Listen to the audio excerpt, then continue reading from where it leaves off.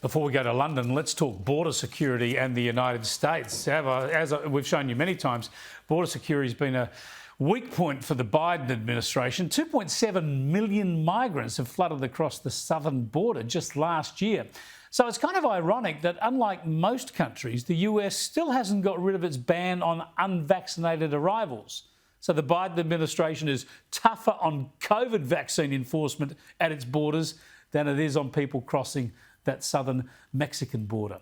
That's where I started with US commentator Kristen Tate. Of course, this is just another example of the Biden administration rewarding lawlessness. You can walk right across the southern border, come on in, you won't get sent back, at least not for many months or even many years.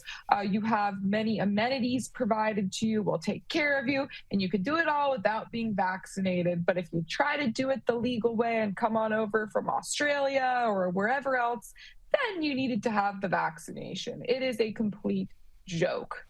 Yeah, it is extraordinary. That rule will change in just over a week from now, but the US, one of the last countries to actually get rid of that vaccination requirement for entry. Even Australia got rid of that many, many months ago. I want to talk to you about the White House Correspondents' Annual Dinner, Kristen. This is always such a glamorous event, always such an insider's event, and it happened over the weekend, and Joe Biden tried to get a few laughs. Here is the president.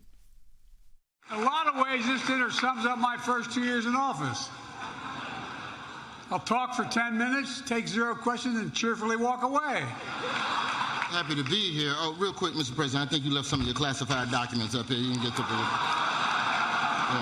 Yeah, no, don't give them to him. I'll put them in a safe place. He don't know where to keep them. You say I'm ancient.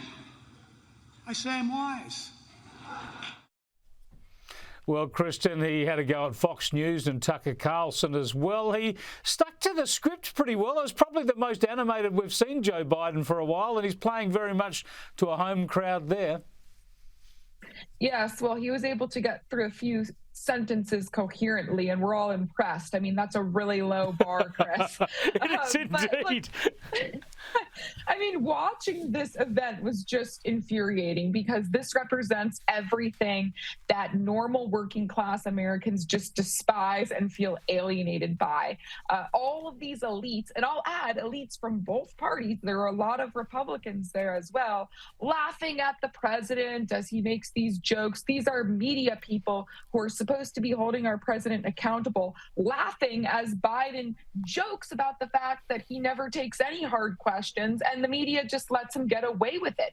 And the thing that makes me the most angry about this is the fact that you have so-called conservatives in that room laughing right along with the Democrats. It really kind of gives weight to the claim that there is a uniparty in Washington, D.C. There's really no difference between the Democrats and the Republicans. They just kind of work together to further their own interests. And who's forgotten? The working class people of this country, the blue collar people who just look at that event and just feel totally alienated by it. Yeah, it's exactly the sort of division between the elites and the mainstream that Donald Trump actually pointed to and rode into office, and it seems they've forgotten that division already. It's like the swamp is just still the swamp again, and no doubt Donald Trump will be able to make political capital out of that in the future. You mentioned the absence of hard questions for the president. I want to show how he gets foiled even by the easiest questions from children. Remember, of course, only a couple of weeks ago, the president was in Ireland, and apart from all the official business, we got to see the president and his family reconnecting with his Irish roots. So it was quite a memorable visit for him and for the Irish and for Americans watching back home. But have a listen to how the president was stumped by this question from a child. The last country I've traveled, I'm thinking what's the last one I was in. I've been to 89, I met with 89 heads of state so far. So I'm trying to think, where was the last place I was? It's hard to keep track. I mean, yeah, you're right, Ireland. That's where it was. How'd you know that? President, they're not laughing with you, they're laughing at you. He didn't know the answer. It took a kid to remind him he'd been in Ireland the previous week. This kind of thing used to be embarrassing, Chris. Now it's just gotten downright dangerous. This is the person who's in charge of the most powerful country of in the world, and he can't even string together a sentence. And I'll also add, last week we talked about President Biden's announcement video that he's running for office again, and I keep watching that video, and something that strikes me about it is that it's really chopped up, right? There are no sustained parts of the video with the president actually speaking without lots of little edits. I mean, he can't even get through a thought to the extent that they can put together an announcement video where he makes an announcement speaking to the camera without editing it up into a bunch of little bits. This is a president with serious cognitive decline. This is what happens to people when they get older. It's just a natural fact of life. And this should be a person who is enjoying his retirement with his grandkids and his wife.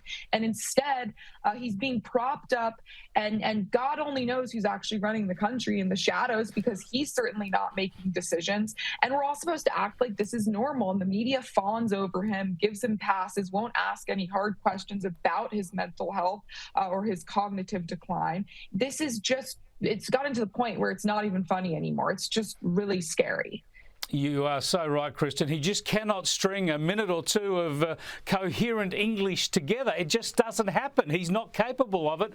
And yet we're supposed to believe that not only is he going to run again, he'll win the nomination and win re-election. I just don't see it happening, but we'll have to keep tabs on it week by week. I look forward to catching up again next week, Kristen Tate.